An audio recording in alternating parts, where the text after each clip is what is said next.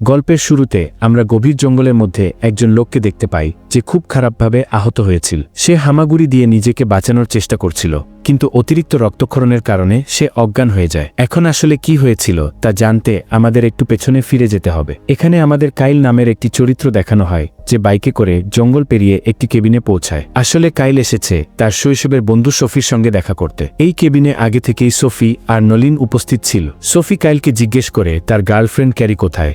তখন কাইল জানায় যে ক্যারি আসতে পারেনি। তাদের কথাবার্তা থেকে আমরা জানতে পারি যে এই কেবিনটি ছিল সোফির দাদার। ওরা কয়েকদিনের জন্য এখানে একটি ট্রিপ প্ল্যান করেছিল, কারণ নলিন একটি আর্টিকেলের উপর কাজ করছিল যেখানে মানুষ কিভাবে অতীতে শিকার করত সেই বিষয়ে জানতে চাচ্ছিল। নলিন চেয়েছিল বাস্তবে শিকার করে সেই অভিজ্ঞতা নিতে এবং সেই অভিজ্ঞতা নিয়ে লিখতে। যদিও সোফি নিজেও একজন দক্ষ শিকারী ছিল, সে চেয়েছিল কাইল যেন নলিনকে শিকার করা শেখায়, কারণ সোফি এখন নিরামিষভোজী হওয়ার সিদ্ধান্ত নিয়েছে। কাইল এটা শুনে অবাক হয়ে জিজ্ঞেস করে, এটা কবে থেকে? তখন সোফি বলে, কয়েক বছর আগে যখন আমি শিকারে গিয়েছিলাম, সামনে একটা হরিণ এসে পড়ে। আমি যখন তার চোখে তাকালাম তখন হঠাৎ সবকিছু পাল্টে গেল। সেই দিন আমি নিজেকে কথা দিয়েছিলাম আমি আর কোনো প্রাণীকে হত্যা করব না। এরপর কিছুক্ষণ পরে কাইল নলিনকে তীর ছোড়া শেখাচ্ছিল। নলিন জিজ্ঞেস করে, তীরগুলোর ওপর শব্দগুলো কেন লেখা? তখন কাইল বলে, যখন আমি ছোট ছিলাম এই তীরগুলো সোফি আমার জন্য বানিয়েছিল। তখন থেকেই আমি এগুলো নিজের কাছে রাখি। এগুলো প্লাস্টিকের তীর না, বরং পুরোপুরি প্রাকৃতিক জিনিস দিয়ে বানানো। নলিনও তীর ছোড়ার চেষ্টা করে, কিন্তু বারবার মিস করে ফেলে। তখন সোফি হেসে ফেলে। নলিন তাকে মজা করে বলে, যদি তুমি এত ভালো পারো তাহলে আমাদেরও শেখাও না। তখন সোফি তীর চালায়, কিন্তু তার নিশানা খুব একটা ভালো হয় না। তখন কাইল বলে, তুমি এটা ইচ্ছা করেই করেছ। শৈশবে তুমি এমনই করতে যাতে আমাকে লজ্জা না দিতে হয়। এরপর কাইল নলিনকে বন্দুক চালানো শেখায়, কারণ তীর চালাতে সে ততটা পারদর্শী ছিল না। অনেকক্ষণ প্র্যাকটিসের পর নলিনের নিশানা ভালো হতে শুরু করে। রাতে সোফি গান চালিয়ে নাচতে শুরু করে এবং নলিনকেও নাচতে বলে, কিন্তু নলিন তার আর্টিকেল লেখায় ব্যস্ত ছিল। তখন সোফি কাইলের সঙ্গে কার্ড খেলা শুরু করে। ওরা যখন একে অপরের সঙ্গে মজা করছিল তখন নলিনের ভালো লাগছিল না, তাই সে রেগে গিয়ে দরজা বন্ধ করে ঘরের ভেতর চলে যায়। সোফি গিয়ে জিজ্ঞেস করে তার কোনো সমস্যা হয়েছে কিনা। নলিন বলে সে শুধু আওয়াজে বিরক্ত হচ্ছিল। সে এটাও জানতে চায় কাইল তার গার্লফ্রেন্ডকে নিয়ে আসেনি কেন। এই নিয়ে দুজনের মধ্যে তর্ক শুরু হয় আর সোফি রেগে গিয়ে চলে যায়। বাইরে কাইলও ওদের কথা শুনে ফেলেছিল। এরপর যখন সোফি গান বানাচ্ছিল তখন নলিন এসে তার কাছে ক্ষমা চায়। তখন কাইল এসে সোফিকে জিজ্ঞেস করে তাকে কোনো সাহায্য লাগবে কিনা। সোফি বলে, তাহলে তুমি আলু ছেলো। নলিন দেখে সোফি আর কথা বলতে চাইছে না, তাই সে আবার ঘরে চলে যায়। তার চলে যাওয়ার পর সোফি কাইলকে জিজ্ঞেস করে ক্যারি কেন আসেনি, আসল কারণ কি। তখন কাইল সত্যিটা জানায়, ওদের ব্রেকআপ হয়ে গেছে। এটা শুনে সোফির খুব খারাপ লাগে। সে কাইলকে জড়িয়ে ধরে। ওদের মধ্যে অনেক ভালোবাসা ছিল, কিন্তু সেটা প্রেমের নয়, ওরা ছিল খুব ভালো বন্ধু। এরপর সোফি নলিনকে বলে, শিকার করা আমার দাদু আমার বাবাকে শিখিয়েছিল, আর আমার বাবা আমাকে। কাইল আর আমি ছোটবেলাতেই শিকার শিখে গিয়েছিলাম। নলিন বলে সে কখনো ভাবেনি বিয়ে করবে, কিন্তু সোফির সঙ্গে দেখা হওয়ার পর সে তার মতো পাল্টে ফেলে। কাইল কিছুই বুঝতে পারছিল না। তখন সোফি বলে ওরা দুজনে এঙ্গেজ হয়ে গেছে আর খুব তাড়াতাড়ি বিয়েও করবে। এটা শুনে কাইল একটু অবাক হয়, কারণ সে এটা জানত না। যদিও সোফির উচিত ছিল সময়মতো জানানো।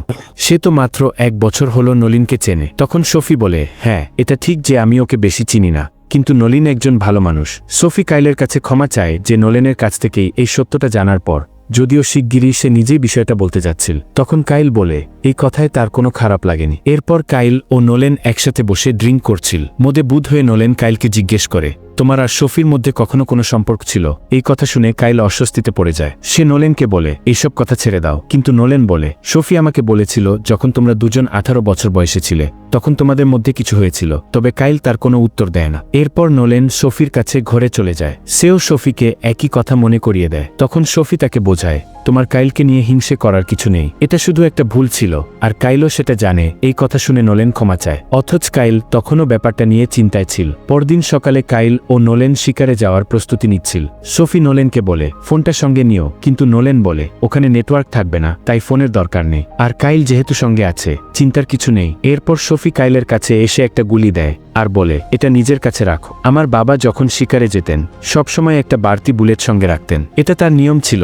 তখন কাইল বলে, তুমি নিজে কেন তাকে শিকার শেখাচ্ছ না? তুমি তো আমার চেয়েও ভালো পারো। সোফি জবাব দেয়, আমি চাই না আমার কারণে আর কোনো নিরীহ প্রাণী মারা যাক। এরপর কাইল ও নোলেন শিকারে বের হয়। আর সোফি বাড়িতে থাকে। কিছু দূর গিয়ে তারা হেঁটে যাত্রা শুরু করে। নোলেন জিজ্ঞেস করে, শিকারের উপযুক্ত জায়গা কিভাবে বুঝবো? কাইল বলে, কিছু বিষয় খেয়াল রাখতে হবে, যেমন আশ্রয়ের খোঁজ নিতে হবে আর পশুদের পায়ের ছাপ খুঁজতে হবে। এসব করতে ঘন্টার পর ঘন্টাও লেগে যেতে পারে। তারা একটি নদীর ধারে অপেক্ষা করছিল শিকারের জন্য। তখন নোলেন আগের রাতের কথার জন্য কাইলের কাছে ক্ষমা চায়। সে বলে, আমি তখন নেশায় ছিলাম, নয়তো কখনো এমন কথা বলতাম না। কাইল শুধু মাথা নাড়ে। এরপর তারা আরও একটু এগিয়ে যায়, কিন্তু নোলেন চায় এই শিকার সে নিজে করুক। নোলেন নিশানা নেয় ঠিকই, কিন্তু গুলি চালাতে পারে না। হরিণটাকে দেখে তার খারাপ লাগছিল। তখন কাইল নিজের তীর বের করে এবং একবারেই হরিণটাকে আঘাত করে ফেলে। তারা হরিণটির কাছে যায়। কাইল তীরটি তার শরীর থেকে বের করে। হরিণটি তখন শেষ নিঃশ্বাস নিচ্ছিল, যা দেখে নোলেন খুব কষ্ট পায়। ঠিক তখনই আরেকটি হরিণ চোখে পড়ে নোলেনের। সে এবার কাইলের কাছ থেকে বন্দুক নিয়ে গুলি চালায়। হরিণটি আহত হয়ে পালিয়ে যায়। তাই তারা দুজন তার পেছনে ধাওয়া করে, কিন্তু হরিণটি কোথাও খুঁজে পাওয়া যায় না। তখন তারা সিদ্ধান্ত নেয় আগের শিকারের জায়গায় ফিরে যাবে, কিন্তু সেখানে পৌঁছে তাদের চমকে উঠতে হয়,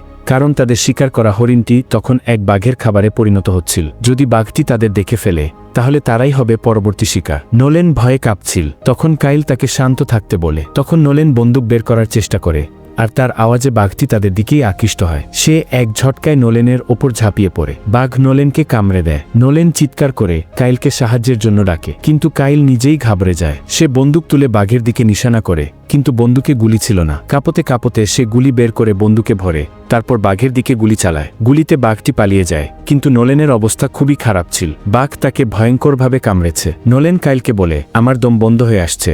কিন্তু কাইল এতটাই ভয় পেয়ে গিয়েছিল যে সে নোলেনকে ফেলে রেখে সেখান থেকে পালিয়ে যায়। হয়তো সে চেয়েছিল নোলেন মরে যাক। সে বাইকে চড়ে কেবিনে ফিরে আসে আর সোফিকে বলে, যখন আমরা শিকার করছিলাম আমি লক্ষ্যভ্রষ্ট হই, আর ঠিক তখনই এক বাঘ আমাদের আক্রমণ করে। সোফি বিশ্বাস করতে পারে না, কারণ তাকে আগে বলা হয়েছিল গত 5 বছর ধরে এখানে কোনো বাঘ দেখা যায়নি। তখন সে নোলেনের কথা জিজ্ঞেস করে। কাইল আতঙ্কে বলে, আমি জানি না সে কোথায়। সোফি জিজ্ঞেস করে, সে কি এখনো বেঁচে আছে? সে বলে, আমি জানি না। এ কথা শুনে সোফি খুব রেগে যায়, কারণ কাইল নালেনকে মরতে দিয়ে এসেছে। সোফি নিজের শিকারের জিনিসপত্র নিয়ে কাইলের সঙ্গে চলতে বলে, কিন্তু কাইল ভীষণ ভয় পেয়ে গিয়েছিল। সে বলে, আমি তোমার সঙ্গে যেতে পারবো না। তখন সোফি চিৎকার করে বলে, তোমাকে আমাকে পথ দেখাতেই হবে। এরপর তারা দুজনে বাইক নিয়ে জঙ্গলের দিকে রওনা দেয়। তারা অনেকক্ষণ ধরে নালেনকে খোঁজে, কিন্তু নালেনকে কোথাও খুঁজে পায় না। অন্যদিকে আমাদের নালেনকে দেখানো হয় যে অজ্ঞান থেকে জ্ঞান ফিরে পেয়ে এগিয়ে যাওয়ার চেষ্টা করছিল, কিন্তু আঘাতের কারণে আবার মাটিতে পড়ে যায়। এটাই সেই দৃশ্য যা সিনেমার শুরুতে দেখানো হয়েছিল। এদিকে সোফি সেই জায়গায় পৌঁছে যায় যেখানে কাইল নালেনকে ছেড়ে গিয়েছিল।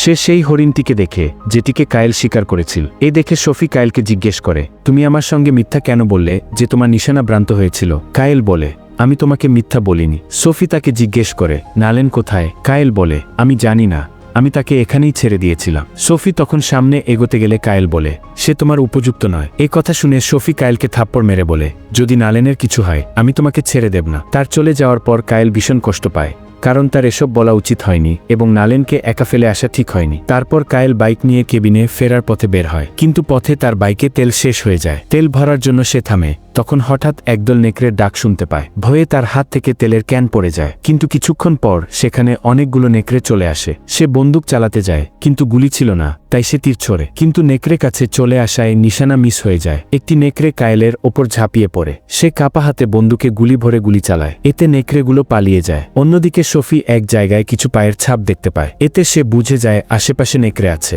সে বাইক চালিয়ে সামনে এগোয়। তখন রাস্তায় তার সামনে নালেনকে পড়ে থাকতে দেখে। জ্ঞান ফিরলে সে নালেনের কাছে যেতে চায়, কিন্তু এক নেকড়ে তার সামনে এসে পড়ে। কিন্তু তখন আরেকটি নেকড়ে খুব কাছ থেকে হামলা করতে যায়। সোফির হাতে ছিল একটি ছুরি। সে সেই নেকড়েকে মেরে ফেলে, কিন্তু এ সময় সে পা পিছলে পড়ে যায় এবং তার হাত ভেঙে যায়। সে ছুরি তুলে সামনে এগোয়। তখন কিছু দূরে আরেকটি নেকড়ে তাকে লক্ষ্য করে দাঁড়িয়েছিল, কিন্তু হাত ভাঙা থাকায় তীর ধরতে পারছিল না। সে তার হাতের হাড় সোজা করার চেষ্টা করে, এতে প্রচণ্ড ব্যথা হয়। ঠিক তীর ছোড়ার আগেই নেকড়ে তার উপর ঝাঁপিয়ে পড়ে, কিন্তু নেকড়েটি কামড়াতে পারার আগেই সোফি ছুরি দিয়ে তাকে মেরে ফেলে।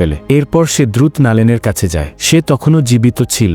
সোফি কোনোভাবে নালেনকে নিয়ে এগিয়ে চলে। পথে এক গাছের নিচে কায়েলকে পড়ে থাকতে দেখে। সে কায়েলের কাছে গিয়ে দেখে কায়েল মারা গেছে। এই দৃশ্য দেখে সোফি কাঁদতে থাকে। সে নালেনকে বলে, আমরা ওকে নিতে আবার ফিরে আসব। এরপর তারা কায়েলের বাইকের কাছে যায়। সোফি ক্যান থেকে তেল ভরে, তারপর নালেনকে নিয়ে সেখান থেকে বেরিয়ে যায়। এভাবেই এই গল্পের সমাপ্তি হয়।